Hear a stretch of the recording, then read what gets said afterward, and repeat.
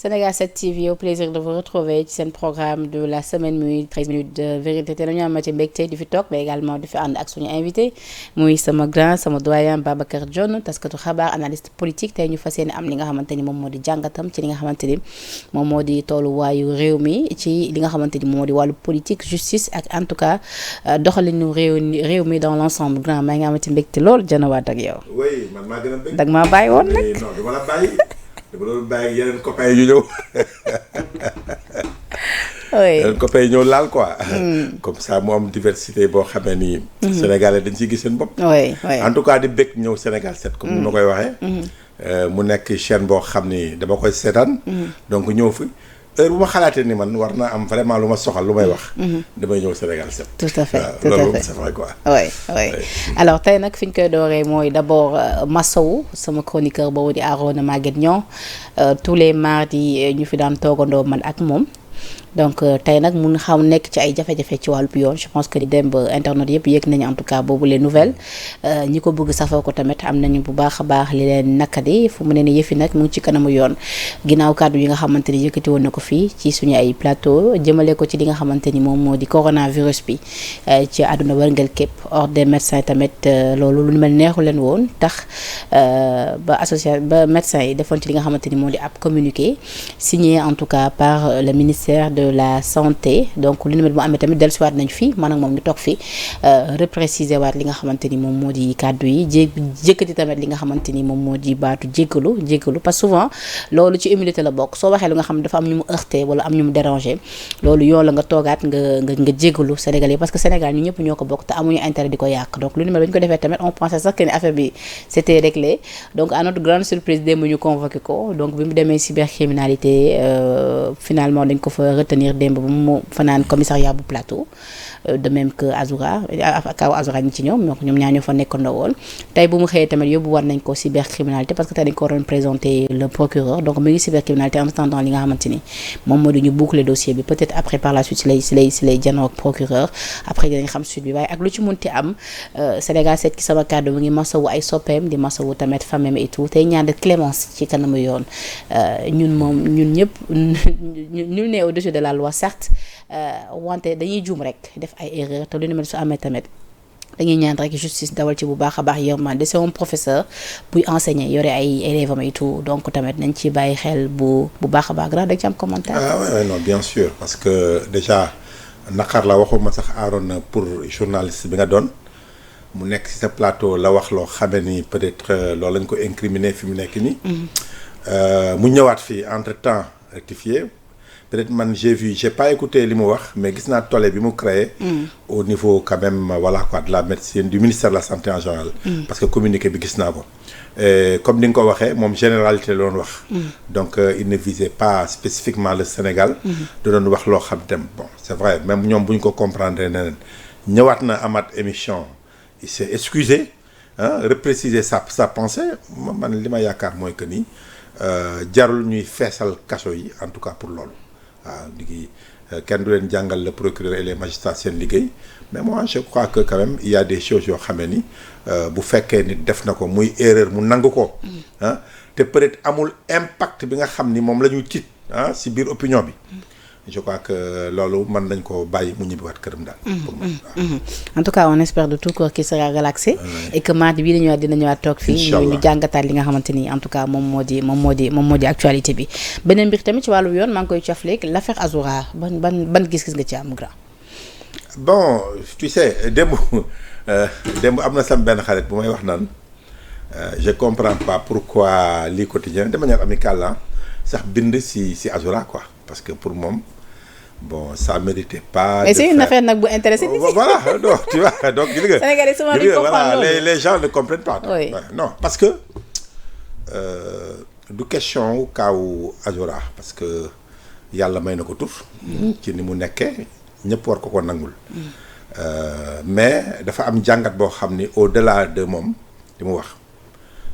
ma am nag naqar bu rëy bu may dégg waa Pastef yi nga xam ni dañoo war a excuser wu pour moom. waaw comme li nga waxee nii mu rafet quoi. voilà Arona def na loo xam ni njumte la ñëwaat na baalu jégalu. Azoura def na erreur que ça date de 7 mois 8 mois 9 mois c'est une erreur, c'est une bêtise boo xamee ni nit kenn du saaga kenn du saaga boo saaga surtout nga viser nit wax ko ñu amplifier ko dans les réseaux sociaux li gënoon surtout les responsables yi nga xam ni dañoo ŋànk ay cër ay ndombo tànk au niveau de l'État et des directions nationales li leen war mooy jéggalul ko bu ñu mënee intervenir sax pour joxewaat plus de précision pour Azora que ni peut-être que sax lii cëram tel mu nekk circonstance atténuante pour moi. d'autant plus que ni ñoom bi fi Badara Gadiaga yëkkatee baatu fen ñoom ñëpp dañoo jug mer ci. voilà donc je crois que loolu moom man j'appelle les gens de PASTEF à avoir un comportement républicain et un comportement de patriote. démb de mer nañ gis nga image yi. waaw j'en ai vu beaucoup. am na sax ñu doon attaqué Ousmane Sonko waaw mais am na ñu ma si déglu ñu ànd ak seen sago tey suba rek am na ñu ma si déglu ñu ànd ak seen sago ñoo xam ni am na sax ku ma dégg tey suba xaw ma turam mu naan dafa am ñoo xam ne dañu war a xam ni la ñu xeexee woon sa opposition jeex na léegi dañuy xam ni Ousmane Sonko bañ doon jàppale mooy premier ministre. si seen i gis-gis mais man ànduma sax ñoom loolu xam nga le problème c'est quoi Penda une fois wax naa ko ci sa plateau bi ma ni lii waa PASTEF di def ci opposition bi Diomaye nekk président Ousmane Sonko nekk premier ministre ils vont refaire la même chose on va les mettre dans le ñuuf on va les mettre en prison bu ñu jógaatoon également di attaquer les édifices publics di sànni ay cocktail molotov ci ay car yoo xam ne di rey ñaari nit wala di songu ay caserne comme ils l'ont fait de 2021 à 2024 ñëpp gis ko dina am encore des morts d'hommes c'est aussi simple que ça c'est que Sénégal il faut que ñuy waxante dëgg il faut que naafeq bi am Sénégal nit ñi pointer du doigt naafeq boobu mu jeex li ñu def looy def nga ni boo nekkee pouvoir waratoo ko def ça veut dire que bi nga nekk opposition bi nga koy def baaxul santul yàlla il faut pas qu'on essaye de justifier li nga xam ne mooy comportement bi nga maanaam bu fekkee da nga tëb comme dégg naa ñu koy expliquer nga jël 72 heures man lu meekul man nit day jël téléphone ba may wuyu mu saaga ma day ah bon ah oui loolu du benn sama téléphone mën naa la wan numéro am j'ai mis des x y x foo gis mu am x rek nit ku ma wala daan may saaga. c'est arrivé à ce point. je suis allé jusqu'au commissariat central porter plainte boo demee sam plainte ba léegi amul suite amul dara je veux dire que loo doon def temps yi Pastef ñëwagul au pouvoir loo doon def bi nga nekkee opposition boo nee da nga koy bàyyi parce que yaa ngi pouvoir parce que baaxul santul yàlla on peut comprendre ngeen continuer di mettre la pression sur les autorités pour que ñu liggéeyal leen li may wax booy Pastef yi j'en ai beaucoup de connaissances je le dis seen xeex yéen aujourd'hui ngeen bàyyi Macky Sall fële fa mu nekk mais seen xeex yéen c'est de permettre aux autorités de régler seeni problèmes de jeunesse mais yéen vous perdez du temps à vous battre si loo xam ne amalu leen njariñ amalu leen dara et aujourd'hui je crois que ku bëgg Pastef wala di ko jàppale à commencer par le président Diomaye et le premier ministre Ousmane Sonko c'est wax ak jeunes yi ne leen le comportement bu ngeen amaatoon boo leen ko amee di ko dal suñu kaw am na ñoo xam ni seen rôle comme le procureur qui s'autosaisit de cette affaire là du xaar Ousmane Sonko woo ko ne ko dafa lii mais day autosaisiru parce que loolu moo xewoon ci Macky Sall ngeen koy def ñu leen di tëj kaso ba ñu naan ay centaines ay milliers la ñu tëj mais parce que li ngeen doon def entre 2021 et 2024 boo leen ko ne def mais kaso bi day bëriwaat ay nit yoo xam ne parce que dafay àndal il faut que ça soit clair. Donc aujourd'hui vous avez fait des choses yoo xam ni c'est à blâmer mais yàlla def na ñëw ngeen au pouvoir votre meilleur comportement c'est de voir du point de vue économique social yéen bu jàmm amee Pastef moo ciy profité parce que yéen a yore dëkk bi bu coow amee Pastef lay yàqal parce que yéen a yore dëkk bi quand on dira partout que Sénégal amul jàmm coow li bëri na fa on va dire que c'est le régime de Pastef donc yéen li leen war mooy woote jàmm comme li ñu yàgg a wax borom caq du xeex ak mais ñoom démb ni ñu doon waxee quand même ñu gis ko ci image c'était comme si ñoom dañoo jàppoon ni militants yi boog ñi ñu gis démb ñuy kaas c'était comme si ñenn dañoo jàpp ni ñoom bu ñu faloo woon rek c'est parce que buñ comme faloo nañu waruñu attaqué wala boog waruñu emprisonné kenn ko bokk ci parce que yaa ngi dégg ñu naan waaw lii ñun dañoo porté woon combat bi porté wuñu combat bi pour lii et que ñenn ñi dañoo jàpp ni taxaw seeru def ci am ci autorité yi. mais c'est extrêmement grave c'est ça parfois nag da nga leen déglu ngay wax ñuy wax nga xam ne ñoom lii ñoom dañ ko gëm ma nangul leen ko mais malheureusement dañoo xamul seen pas-pas rëy na lool waaye seen xam-xam néew na lool parce que kuy dégg ngay wax nga naan ki nga xam ni moo ñu déjà de un gis nga booy jaay une idée maanaam li ñuy woowee élément de langage ngay koy jaay say militants di leen ko jaay à un moment donné ça peut se retourner contre toi parce que aujourd'hui dafa mel ni waa Pastef benn wax ji la ñoom ñoo ñu rey dégg naa sax Waly Diouf Bodiang di ko wax ñoom ñoo ñu rey. sax ci Waly Diouf Bodiang nga jàpp ni lu waroon la bi muy wax tamit ci kaw Azoura. oui non je veux dire c'est que c'est. bi nga naan policier bi nga doon ñëw sama kër sax il faudra un mandat. c'est irresponsable te boo gisee dafa màtt di ëff moom du dof nitum neen la mu ne Azoura dafa dof on peut comprendre mais moom nitum neen la parce que boo déggee waxam il y a du chaud il y a du froid kuy ñëw sama kër mandat gi nekkul sax sama kër dafay fréquenter rek pourquoi cette pression là parce que tu sais que tu es en train de dire des bêtises waroo waxee noonu kilifa nag booy wax ni ñi ñu rey ma wax ko sa plateau wax ko yeneen plateau gis nga loolu c'est à déconstruire kenn du ko déconstruire sax pour Pastef waa Pastef ñoo war a déconstruire loolu xam ni mooy li ma wax kenn reyu leen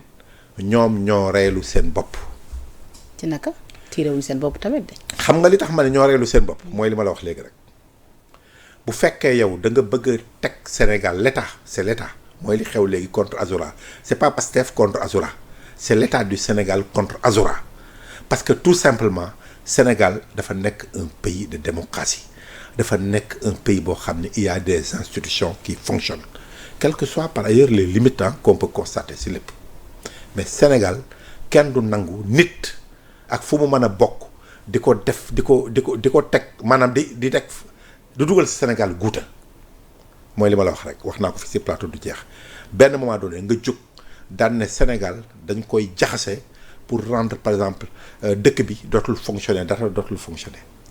les finances dootul fonctionner alimentation en eau dootul fonctionner dara dootul fonctionner ba wax nañ ko bëgg a sangu des casernes premier nit ki décédé ma dégg ko je crois à la radio c'était si je me rappelle bien dans le sud du pays damay bañ a wax Cap Skirring bu ma leeral si compagnie gendarmerie bi wala caserne bi ñu ne benn jeune dem na song ko fa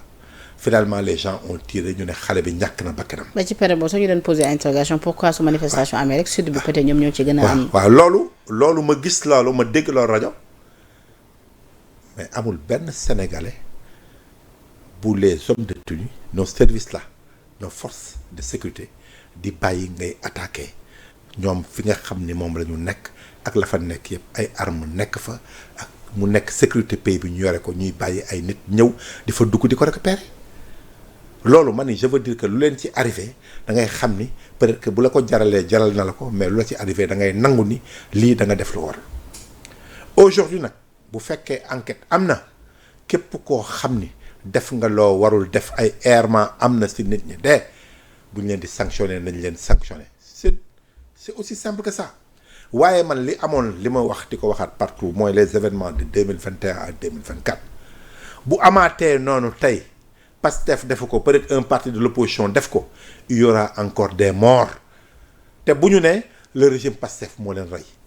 boobaa tamit li may wax nii ci régime u APR bi fi toogoon noonu lay défendre ce régime de Pastef parce que tout simplement du ñu nangu Sénégal bi ay nit ñëw pour salfaañe ko yàq ko kenn du ko nangu. d'accord léegi beneen mbir bi am dans ce dossier mooy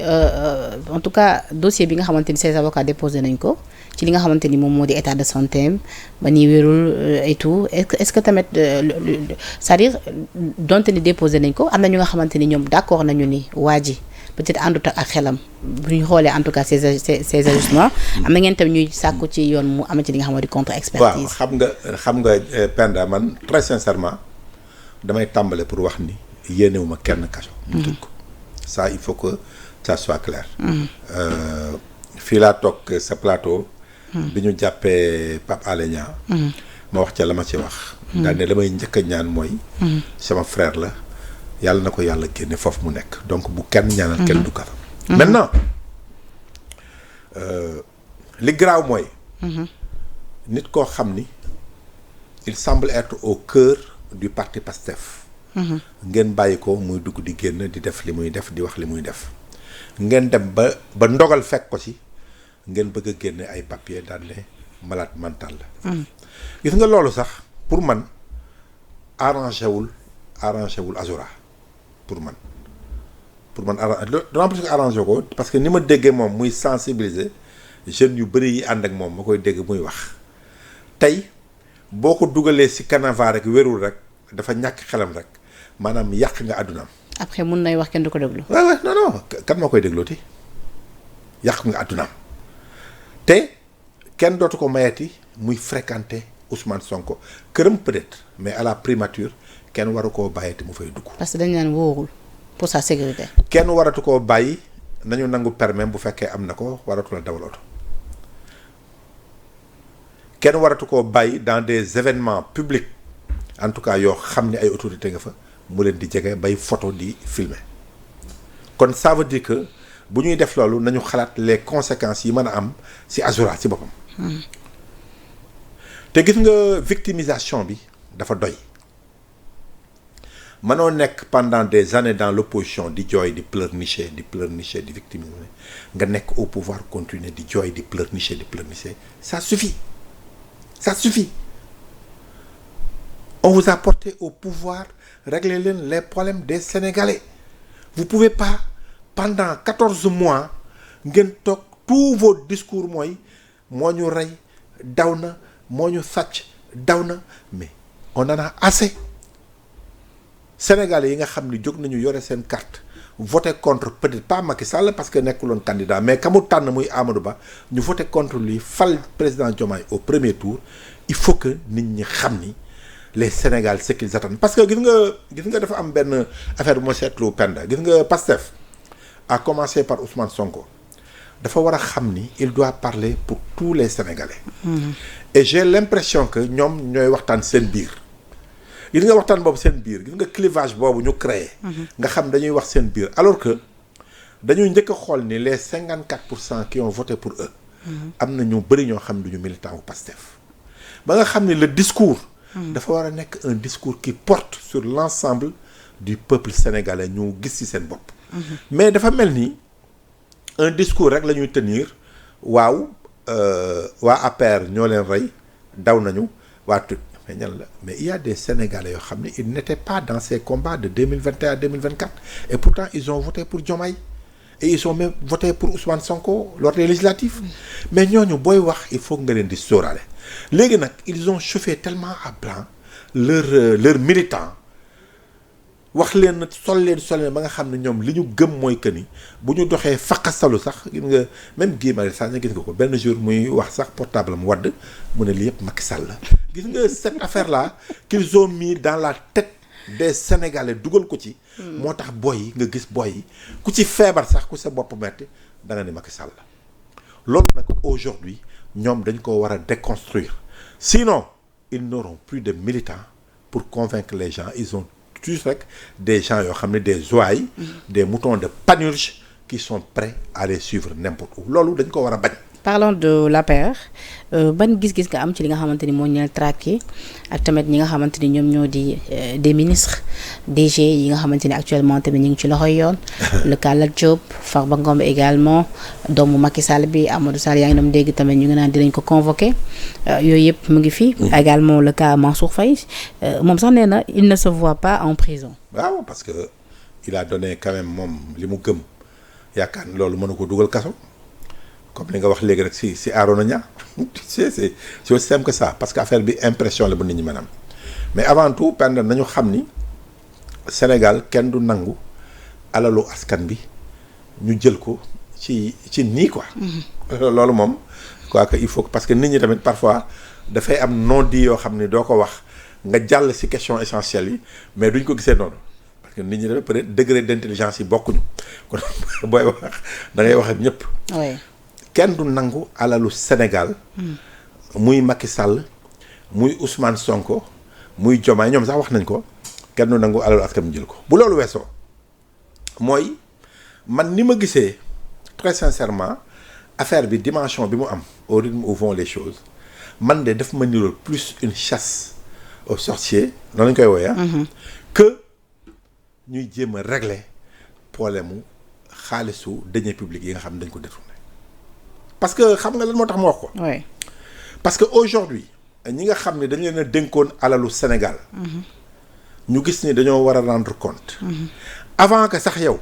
muy leer ñun ci bopp sénégalais yi que ni ñii sàcc nañu walla sàcc ñu. yaa ngi gis ay ramifications ci ñoo xamee ni masuñoo yore alalu askan. tey sax les avocats de Farba dañoo fas yéene def une sortie. oui j'ai entendu ça à 16h. Farba Ngom masuñu yore affaire dégg naa sax des gens de la société wax ko. man pour man bëgg naa comprendre blanchiment mooy lan parce que xam naa ni rek bu dee blanchiment moom xaalis ba source ba du source boo xam ne leer na quoi pour man noonu laa ko gëmee mais xaalis boo xam ne yow lépp ay trésor la jaar public ñu gis ko ñu fay ko mais ña fay ak ña joxe ñooñu bëgg naa xam lan la ñu fay est-ce que jaar na yoon jaar yoon ñooñu woowagu leen en tout cas gisaguma nga créer leen ci benn problème ña nga xam ni ñoom ñoo am xaalis boobu ñoom lañ ko jox ñoo ko bénéficier nga bëgg leen a créer problème ça c'est un problème beneen affaire mooy que ni bu fekkee premier ministre Ousmane Sonko dafa taxaw wax ku mel ni Mansour Faye bi nga tudd léegi daal di koy joxoñ ne ko Covid bi de li ëppoon ci li ñu joxe yaa ko yore donc tu vas devoir rendre compte tout ça maanaam nga commencer incriminer ay nit te fekk na ñooñu kenn enquête gu leen kenn kéewagu leen loolu je crois que day tax nit ñi ñaaw njort par rapport ak volonté bi nga xam ni moom bañ jóge def pour assainir les finances de ce pays là ça c'est un problème loolu laay waxati de la même manière nga dugg un peu dans les détails keroog c'était quand lundi ou mardi nga gis bi ñuy lire la commission à l'Assemblée nationale pour incriminer en tout cas pour yóbbu ces ministres les 5 ministres. les Ndeye Saly Diop Dieng au niveau de la haute cour de justice ñun ñëpp a ko déglu. gis nañ tamit en tout cas déclaration wu Thioye moom mi ngi naan nañu yem ci li nga xamante ni loolu lañ leen wax mais nee na mu ngi ciy gis yeneen comme ça ñoo bëgg charger dossier bi. non waaw parce que wax na ni ay enrichissement illicite ay blanchiment ay xawma dugg ci affaire yoo xam ne te alors que ñoo xam dëgg xam nga moo tax ma ni il faut que nit ñi tey ci affaire bi te dinaa wax pourquoi ma yaakaar ni moo tax ñuy charger complètement l'ancien régime ci anam yi quoi dama déglu ku mel ni Ndeye Saly Diop Dieng ok ñu jël exemple am ma dégg ni à peu près 53 millions xaw ma 56 millions la ñu gis ni daal leerul xam nga déjà gis ni leerul leewul ni dafa sàcc te c'est au niveau de son ministère c'est pas au niveau de la ministre ou du ministre ok ñu jàpp DAGE bi je crois Alassane Diallo la tudd ñu téyewoon ko parce que tout simplement il y a des factures je crois sur 36 millions dem nañ ba gis ni am na ay fausses factures parce que dafa am ñoo xam ni dañoo amoon ci biir ministère bi ay aides yu ñu leen joxoon mais ñooñu la ñu reconduire falsifier seen signature joxaat leen xaalisu Covid bi xam nga loolu c'est extrêmement grave waaw mais loolu DAGE bi nga xam ni je crois que moo nekkoon responsable dañ ko njëkk a téye li ma liir bi ñu ko téye ci la jaayee ministre bi après ma liir ñu ne DAGE bi dem na voyager nekkatu fi li ma liir quoi la bëgg wax ok waaw léegi dégg nga keroog Aïssata Tall Sall daal ne donc c'est la parole du DAGE contre la parole du ministre mais bu yeggee foofu c'est extrêmement grave parce que DAGE bu fiy exécuter ay ordres yi la ministre bi jox mais ça doit être des ordres écrits amul benn DAGE bu war a ñàkk fayda ministre naan la falsifier ma pourquoi on peut penser que un ministre wala Ndeye Saly Diop Dieng mën na wàcc aussi bas pour dire si affaire u 30 millions 36 millions pour dire à son DAGE ben voilà ñii on a donné des noms gis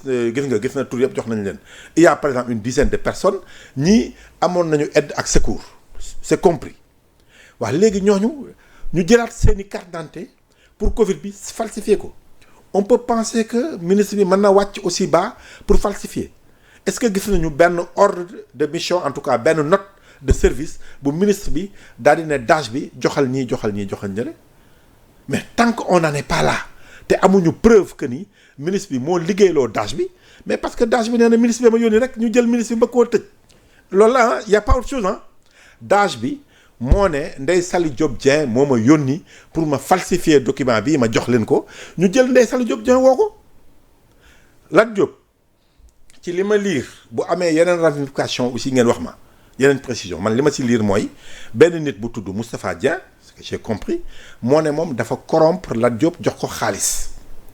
kooku ñu déglu ko bàyyi ko mu dem daal di jàpp Lat Diop ne yow dañ la corrompre téye ko.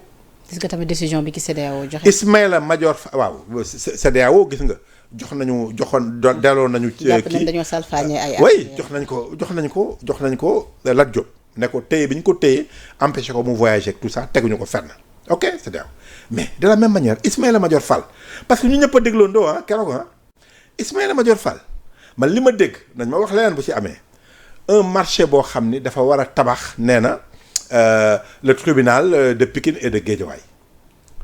ñu war koo tabax affaire bi tardé retard neewuñu dañoo sàcc xaalis bi de dañ ko détourné de dégguma loolu dafa retard ñu woo le maître d'ouvrage en tout cas celui qui avait en charge les chantiers qui s'appelle Cheikh Gueye ne leen boo gisee mu tardé Ismaïla Madior Fall daf maa laaj 250 millions joxuma ko mu bañ a exécuter marché bi loolu tax mu tardé. Cheikh tamit nee na Ismaïla da ko daan woo tout le temps ci xaalis. waaw non attends rek benn nit la wax ma kenn benn nit la léegi li dugal Ismaïla Madior enfoncé ko peut-être si loolu mooy le directeur de la construction moom témoigné na ne Ismaïla Madior laaj na devant lui waa ji xaalis ok c'est ça les faits Ismaïla Madior daan ne waa ji jox na ma 50 millions. nee da ko offrir gracieusement. m'a offert gracieusement 50 millions que je lui ai retourné diplomatiquement ñaari wax ñoo tegu. mais nee nañ ndax déjà loolu bu ñu taxee ci point bi ndax loolu waroon na. ci un ministre de la justice mais non je veux dire. benn Babacar Osé ñëw yëkkati xaalis na da ko koy offrir loolu yëpp parce que nee nañu waa ji bi mu ko defee waru woon sax normalement génn ca bureau ba. non loo ci mën a wax rek loo ci mën a wax d'accord naa mais dama ni nañ ma indil preuve que ni le gars c'est un corrompu. Ismaïla Madior Fall c'est un corrompu la mu wax mooy que ni waa ji bi mu ma joxee delloo naa ko te chantier bi exécuté wuñ ko xaalis génnu si détourné wuñu xaalis si li ma dégg loo koy jàppee pour lan waa ji nee na jox naa ko xaalis delloo ma ko laaj na ma bu fekkoon sax dëgg la Ismaïla Madior Fall dem ba ci biir daal ne lii de moo ko defee dañu may tëj kaso génnaat naa si def ma ko. est-ce que loolu tax na nga tëj nit di kaso. mais ndax mérite mais justement. dama la wax rek est-ce que mais grand ci point boobu ndax mérité wul comme tey jii on parle d'un ancien ministre de la justice ndax mérité wul cas boobu ñu leeral ko pour xam si réellement oui ou non Ismaïla da ko laajoon xaalis ak si oui ou non effectivement le gars da ko offrir woon grâce. non leeral bi mooy weesuwul une enquête primaire bu fekkee nangu na ko comme on dit parce que dañu ne enquête u dik la ñu def pour yenn cas yi comme Ndeye Saly Diop Dieng et certainement peut-être Ismaïla Madior Fall. mais je veux dire man pour man loolu mënoo see yóbbu ministre. Ismaïla nag ni mu waxee déggin bi ñu ci am mooy moom dafa renvoyé yëpp ci ginnaaw ministre de la justice jàpp ni peut-être ñoom ñaar neexawuñu moo tax. peut-être waaw non bon on peut le penser bon nee nañu Ousmane Diagne peut-être que Ismaïla Madior Diagne moo ko jëlee foofu au niveau du procureur neex ko mais loolu je veux dire que ça peut être des batailles internes mais man loolu man du ma ci dugg parce que fekkewu ma fa ñuy xeexante sama yoon nekku ci par contre je peux m'inquiéter ou m'interroger sur la position de Mimi Touré dafa bëgg a nekk ministre de la justice xanaa. ci nag moom non seulement ma ngay chargé waxuma la Ismaïla mais ma ngay chargé Ousmane Diagne toujours tous les jours si comportement bi mu yoree parce que nee na ñi ñu war a jàpp ñu leen tout ça quand Ismaïla parce que Ousmane Diagne quand même sa posture peut-être au début on avait tout mais sa posture maintenant man mënuma ko incriminer si dara taxaw na daal di ne man du ma def la pression sur les magistrats du mais ñun li ñu jaaxal sax muy depuis lors dossiers yi ci kanamu yoon gis nañu yoon bu muy activé bu baax baax ci dossier donc mais pourtant am nañu jàpp ne ba tey yaa dafa am ay lenteur et pourtant ñi gis ne chaque jour ñi nga am ay dossiers ci ay dossiers yu ñu nekk kon da nga xam ne lii ñi ngi def liggéey bi c'est-à-dire liggéey bi taxaw gis nga Pastef li ñu bëgg mooy képp koo xam ni gis nga la manipulation baaxul parce que comme wax nañu ni waa APR sàcc nañu xaalisu Sénégal daw nañu ak moom léegi il faut que ñu jàpp leen ne sàcc nañu lii te malheureusement la justice mënul jàpp nit te yow wóoru ko ne yow da nga sàcc xaalis xam nga en fin de compte li ma la bëgg a wax mooy Ismaïla Madior Fall bu fekkee ñoom li leen tax da nga xale yi nañ leen jàpp ñu indi suñu xaalis moo tax réew mi doxul le pays est en ruine Ousmane Sonko mënuñoo liggéey parce que ce pays-là Macky Sall l'a mis en ruine en quoi faisant en prenant l'argent en détournant l'argent du Sénégal ba Sénégal nekk ci guuta c'est ça l'élément de langage de Pastef léegi nag il faut que loolu pour ñoom justice daal di confirmer loolu seen problème Pastef benn problème rek la am la ñuy wax ci mbedd mi jaay ko Sénégalais yi Ousmane Sonko jaay ko Sénégalais yi ba ci président Diomaye jaay ko Sénégalais yi léegi il faut que justice légalise loolu moo tax nga gis xam nga même la Cour des comptes yónnee nañu dossier bi au niveau de la justice léegi mais il faut que justice def enquête gis nga les premiers propos de Ousmane Diagne bi mu ñëwee toog bi ñuy wax ci affaire u dette cachée il a été très prudent bi muy wax en français ma tekki ko en wolof mu ne bu fekkee lii ñu wax nii la demee en tout cas une enquête sera faite bu fekkee confirmé na li ñu wax des sanctions de dures sanctions vont s'abattre sur ceux qui sont responsables de ces choses-là yaa ngi wax c'est que gis nga moom li mu lay wax ni la am na procédure boo xam ne mënul ñàkk c'est pas parce que Ousmane Sonko ñëw na daal di ne sàcc nañu 6 000 milliards wala fii la dem rek que dañu tëj nit ki léegi Pastef décalage boobu la am avec la réalité judiciaire. Et pendant ce temps ñu ngi gis un Macky Sall qui brille à l'international. waaw maa ngi wax keroog que ni je me demande si Macky Sall continue à être le président du Sénégal à l'extérieur et que Diomaye s'occupe de l'intérieur du pays. Yoro Dia de nee na moom heureusement que nous avons Macky Sall bi nga xamante ni peut-être muy ko ne di porter en tout cas le nom du Sénégal au niveau international. Non parce que gis nga ñu waxante dëgg bu fekkoon soxor bi ñu ji ci xolu askan bi amul woon xam nga nit koo gis muy yow muy Penda muy man ñu ñëpp dañuy am quand même loo xam ne lëj-lëj la ci ñun nul n'est parfait loolu tubaab di wax nul n'est parfait nekk da nga am lëj-lëj boo xam ni si yow lu peut-être lu ñuul nga xalaat ko bañ koo defal bu fekkee nit ñi dañoo bëgg a jël li gën a ñuul ci doomu aadama bi génne ko Sénégal day nekk un pays de méchants day nekk un peuple boo xam ni yéenante wuñu ti jàmm ñun suñu biir parce que c'était quand même une prouesse bi ñu gisee Senghor jóge Sénégal dem académie dugg Sénégal yëpp dañoo tàccu Abdou Diouf bi mu demee OIF Sénégal yëpp dañoo tàccu daal ci kontaan du dëgg Ablaye Wade bi mu fi jógee il a continué à vaquer à ces trucs là alors que Macky Sall rien ne l'empêchait mu génn Sénégal dem il a pu supplanter l'aura de Ablaye Wade au niveau international comme Ablaye Wade a pu supplanter Abdou Diouf au niveau international parce que noonu la dëkk di doxee yéen nag malheureusement si vous faites rien defoo leen dara loo xam ni Sénégalais yi mën nañ ci teg seen bët xool li ngeen def vous tournez les regards des Sénégalais vers Macky Sall pour deux choses benn bi defoo leen fi dara loo xam ni Sénégalais yi mën nañ ci teg seen bët di ci waxtaan di ci jëfe Sénégalais yi l'économie est à l'arrêt tout est à l'arrêt nga taxaw donc finalement il faut que nga jaay Sénégalais yi une autre information bu bokkul ak leurs dures conditions d'existence. daal da nga jàmm dañoo nekk ci diversion. mais bien sûr ñu waxante dëgg mais ban sens la am ñuy wax ci Macky Sall guddeeg bëccëg ça n'a aucun sens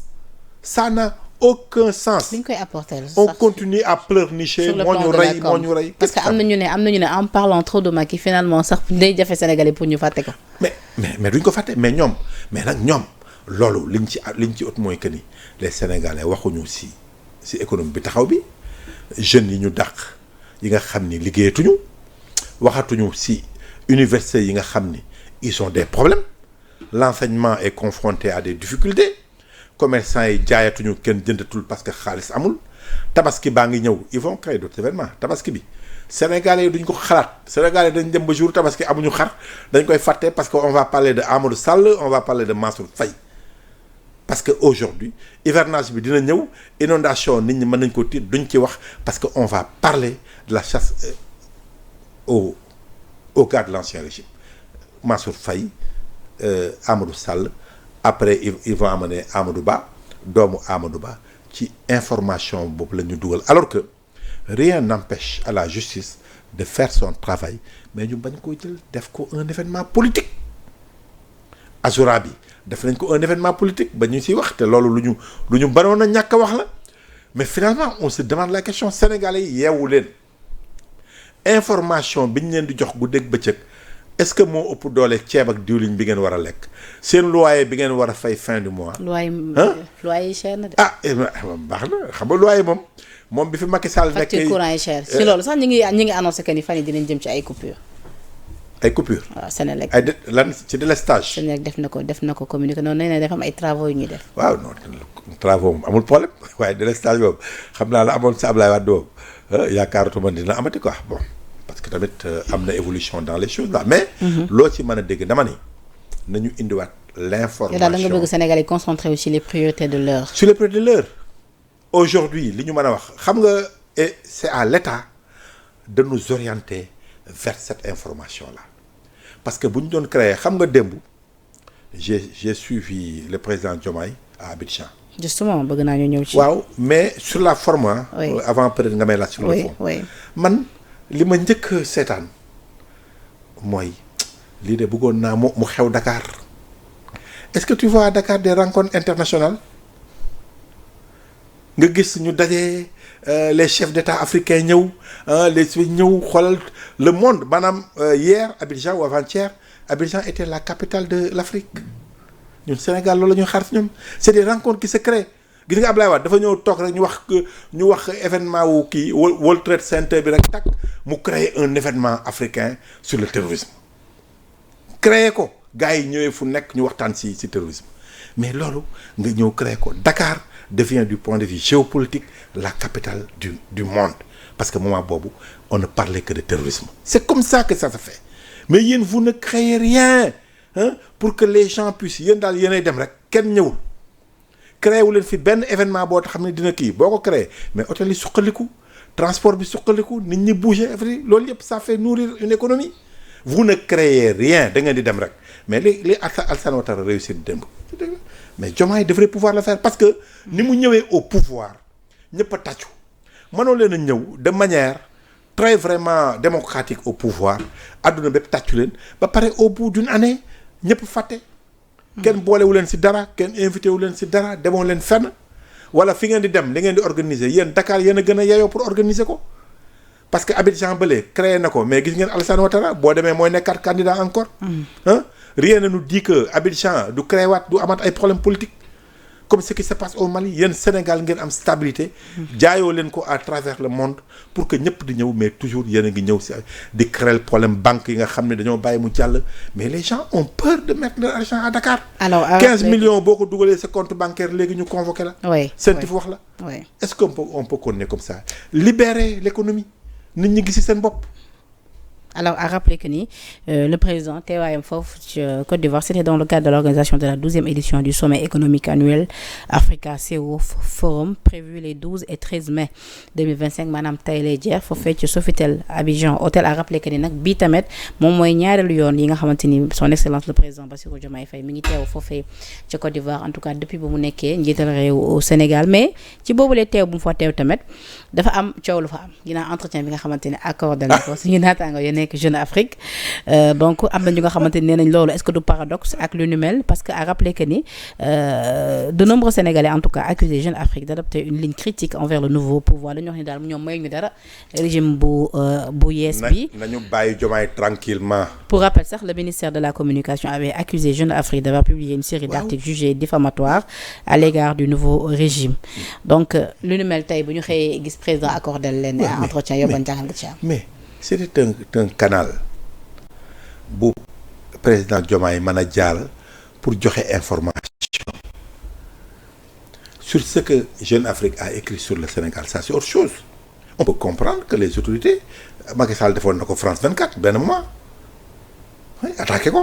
ba benn lettre de protestation a été envoyée à France 24 loolu ça n'a rien à voir quand les gens après ça n'a pas empêché à Macky Sall d'aller parler à France 24 ou d'autres ministres de Macky Sall d'aller parler à France 24 loolu c'est pas grave. ba presse locale bi sax daawoon ko kaas ni bu daa am exclusivité ñee la koy dem ñee la koy. waaw non mais def na fi conférence de presse yàggul dara nag non je défends pas Diomaye. non waxuma Diomaye président Macky Sall. Macky Sall voilà loolu ñu ko doon waxal amul woon kii en tout cas ci presse locale mais pour ce qui wax na fii Sénégal mais fële bu demee il y a quand même une opportunité qui lui est offerte pour que la voix du Sénégal soit entendue partout dans le monde et en Afrique mu wax ko mais pourquoi les gens di wax. nañu bàyyi quoi mais gis nga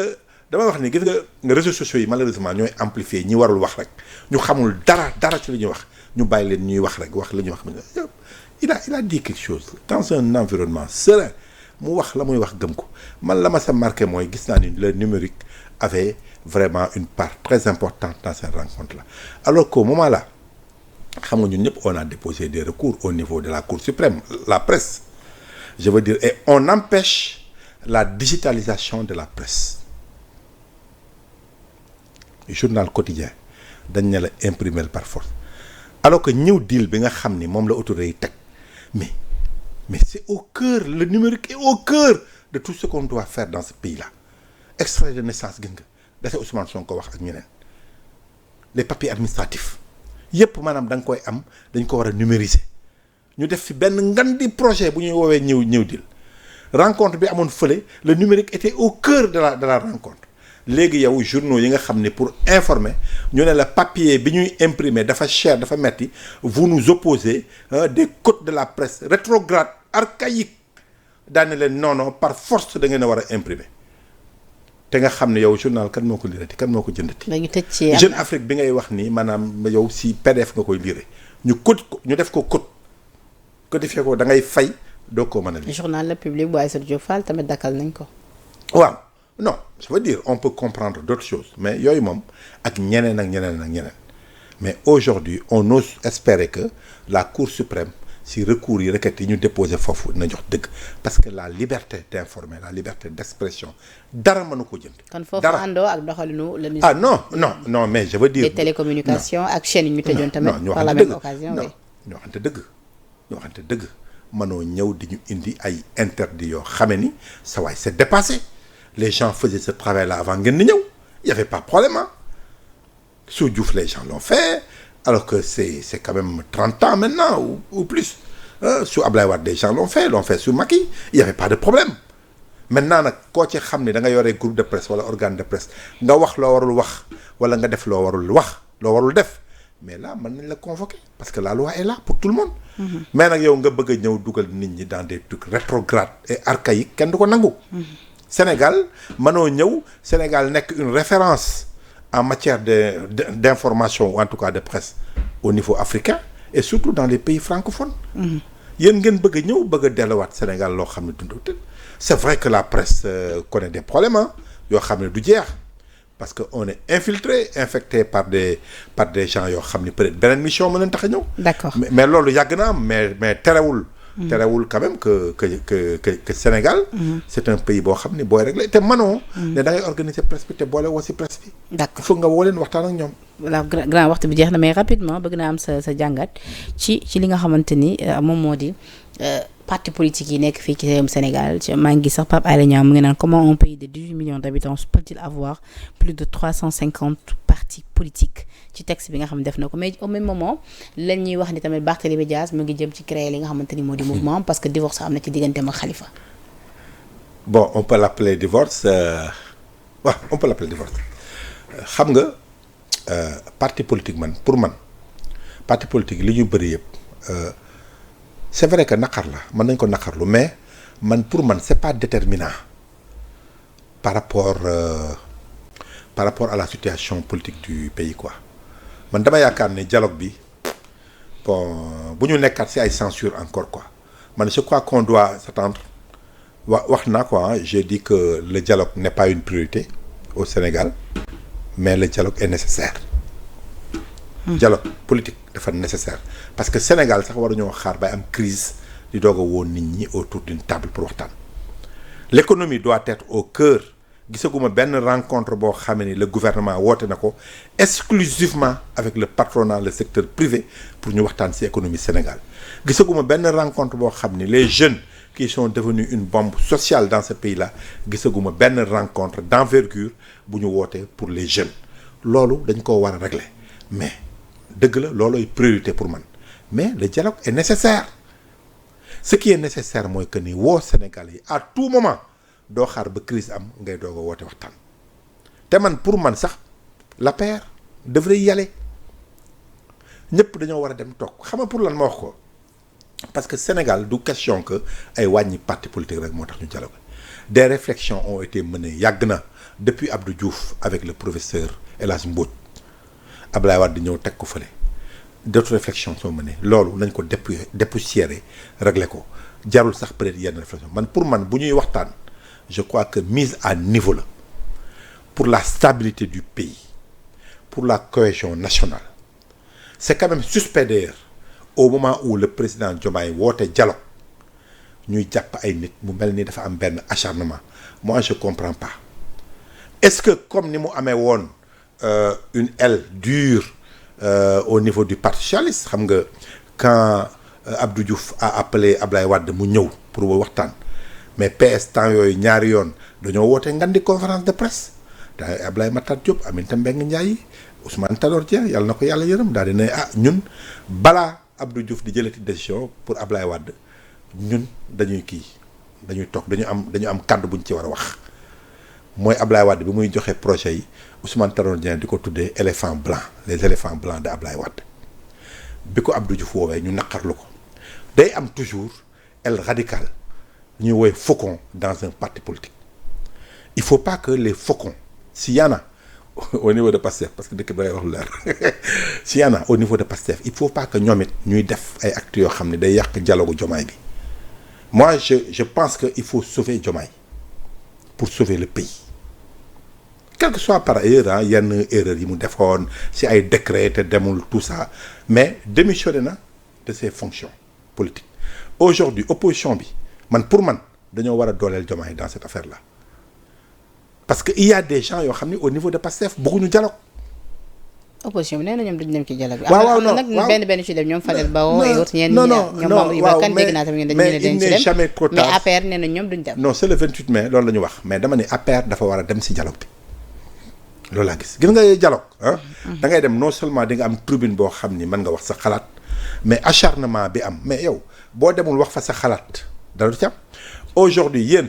bi fi Macky Sall nekkee boo leen wootee dialogue gars yi ñëwuñu lan ngeen doon wax décision yi ngeen jëloon décision yi nga xam ni et puis deuxième dialogue bi nga xam ni Khalifa Sall da cee bokkoon ak Barthélémy Dias peut-être que Ousmane Sonko bu déggaloon wala déggoon Barthélémy Dias dem wuy ji dialogue boobu peut-être que dina nekk candidat kon heure bi moom mooy nekk président de la République peut-être non je veux dire que yéen APR mënoo leen fi nekk di attaquer opposition bi parce que doonu woon ñëw sa dialogue daal di braqué wu ba pare yéen doo leen dem surtout que la date du 28 mai quand même choisir ko Macky Sall la ko tànnoon comme étant la date pour un dialogue national c'est pas un dialogue national c'est un dialogue politique mais le dialogue politique devrait pas xam nga temps yi syndicats yi signé nañu. non parce que nee nañ moment boobu Ousmane Sonko tamit da leen traité de résidu. c'est pas une question quand même c'est pas Ousmane Sonko moom ay waxam moom daf koo war a bàyyi. moo tax ma ni il faut pas que tamit Ousmane Sonko di wax loo xam ni ñu am impression que Ousmane Sonko bëggul dialogue d'autant plus que nee na le dialogue politique n'est pas une priorité il faut que Ousmane Sonko moytu leeralaat waxam pour ñu bañ a xalaat ni moom àndul ak Diomaye bi woote dialogue ñu waxante dëgg bi penda n'est-ce pas Ousmane Sonko déglu ma. Ousmane Sonko warul leeral ni moom it ànd na sa dialogue bi da ko war a leeral. parce que bu taxawee daan ne le dialogue. taxawee daan ne dialogue politique bi nekkul priorité. c'est vrai c'est pas une priorité mais mënoon na wax tuuti lu baax ci dialogue bi mais waxu ci dara lu baax waxu ci dara sax d'ailleurs mais loolu bu ñu ko bàyyee mu jàll nit ñi mën nañoo yaakaar ne Ousmane Sonko àndul ci dialogue bi. yaa ngi gis gaa yaa ngi partager déjà opposition entre Diomaye bi woote dialogue ak Ousmane Sonko biy wax ni dialogue nekkul priorité loolu je crois que waa PASTEF déjà ñoo war a dooleel. président Diomaye ci dialogue bi pour que opposition ñëw ànd ak ñoom gis nga lu fay am dialogue manoo ne jàmm day am on m'appelle plus ay résidus politiques kenn dootuma attaqué kenn dootul tëjee samay nit pour dialogue doog am. maanaam bu loolu yëpp amee kay dialogue kay dootul jarati dialogue. bu fekkee jàmm am na kenn sonatul opposition lépp a ngi jaar yoon lan la ñuy waxtaanee doye c'est parce qu'il y a des problèmes dans ce pays là il y a des risques pour cette démocratie là que nit ñi war a toog waxtaan. donc loolu je crois que dialogue bi pour man nit ñi war nañoo dem wuy wax fa et puis mu continuer mu bañ a nekk benn bii rek chaque année nit ñi war nañu mën a toog wàññi parti politique yi. bu fekkee état bi xalaat na ni c'est une bonne chose man la meilleure chose peut-être. daal nañu dem élection. parti ku la neex nga créer parti politique mën nañu la ko tere. mais je veux dire état bi bu mu jël xaalisam di ko dugal ci état bi. mi ngi mel ni syndicats yi à un moment donné bi ñu leen di organiser dañoo def élection. ñu tànn ay syndicats mais yeneen syndicats yi neewuñu leen doo leen exister déedéet dañu ne moyens yi ñuy jox ak subventions yi wala réunions yi ñii la ñuy defal mais nag doonee ñii duñu bokk parti politique gu Sénégal lu ñuy bëri boo xoolee ay coalition lañu. léegi nag on a convoqué ce dialogue là autour de ay coalition pas parti politique. ñooñu nag ñu ngi leen di xaar. d'accord ñu ngi leen di xaar lu ñuy wax bu ñu ñëwee. dinaa waxtu bi jeex na. jeex na di kontaan ñëwoon sa émission. oui un plaisir partagé. Tout le temps tu l'as passé au téléphone. nekk ci kaw Arona bi rek. mais di gërëm vraiment ñi nga xam ni seetaan nañ ñu. déglu nañu seetaan nañu. et puis voilà Sénégal daal mooy li ma wax rek Penda Sénégal ñëpp a ko bokk. c'est pas le Sénégal de Pastef même si c'est un régime de Pastef Sénégal du APR du Macky Sall du kenn te moment bii ñu toll on a besoin de nous parler nañu bàyyee nappantey dàqantey te gis nga kaso réglewul dara man nga jàpp ki nga xam ni tu as la preuve nette que ni sàcc na xaalis. mais Barth moom dëggantaan mën na am dara su créer mouvement. Barth xam nga je crois que Barth li ko tax a dem mooy Khalifa dafa bëgg a toog. xam nga taxaw ça je te le dis quoi xam nga taxaw. mais Khalifa dafa am ñu jàpp ni jeexal na. malheureusement nag d'après mes informations dama la koy baaxee quoi d'après mes informations Khalifa dafa bëgg a jiite taxaw continuer waat nekkaat sur la scène politique. mais Khalifa boobu tey mi ngi essayé tamit demul. waaw loolu te du Barth rek am na ñu àndul ak Barth sax ci biir taxaw loolu dafa leen a metti am na ñoo xam nga taxawu dafa am Khalifa bëgg a rester jiituwaat te Barth dafa yaakaaroon ne Khalifa da koy bàyyi ak affaire bi léegi nag Khalifa est en train de s'organiser avec ses amis pour continuer à gérer taxaw loolu bokk na ci li gën a metti Barthélemy beneen mbir mi mooy dafa am xam nga taxawu beneen am yeneen ñaari pàcc am na nag ay opportunistes yoo xam ne moom faruñu fenn bon ñi nga xam ne dem nañu. bon je dirais pas que Sanu John est un opportuniste mais am na ñoo xam ne ñoom Sanu am na lu mu wax Macky Sall sa dégg naa. voilà non dawaat na ci quoi donc je dirais pas que opportuniste mais am na ñoo xam ne dem nañu am na ñoo xam ne dem nañu mais dafa am si biir taxaw. Sanu moom bu ñu ko jàppee yaa Moussa dootul tourné di. dafa am ñaari camp si biir taxaw ñaari camp. ñoo xam ni Barth la ñu àndal. mais am na ñoo xam ni bëgg nañoo dellu Yewwi. am na ñu ànd ak Barthélemy Khalifa ci taxaw mais ñoom bu ñu sañoon dañuy juboo ak Ousmane Sonko delluwaat ci gouvernement bi en tout cas créé waat l'ancien Yewwi mais aujourd'hui Barth comme xam na ni Khalifa bàyyiwu kook dara dafa continuer bëgg a nekkaat au pouvoir en tout cas du parti moo tax Barthélemy damay juger nécessaire daal di bay waaram loolu tamit mën nañ ko dangul du dëgg benn moment aussi tamit bon PS la nekkoon ak Khalifa ñëw Khalifa woo ko ñu ànd liggéey léegi nag s'il pense que am na ay nitam yoo xam ne te moom ak Khalifa déggootuñu pour ànd gis nga coow li si amoon même pour mu nekk candidat pour mu nekk coow li dafa bëri. donc rien ne l'empêche d'aller bay waaram léegi nag nañ leen xool ndax il représente quelque chose dans ce pays ou pas. d'accord grand di la jaajëfalaat bu baax a baax merci beaucoup rafetlu wisi bi nga wis suñu invitation. c'est toujours un plaisir de vous recevoir sur ce plateau. maa ngi lay nuyuwaat bu baax a baax. te it di nuyu également tey remercier la régie à travers tuuti bi nga xamante ni moo teewoon machine bi di ko remercier bu baax a baax moom tuuti Meng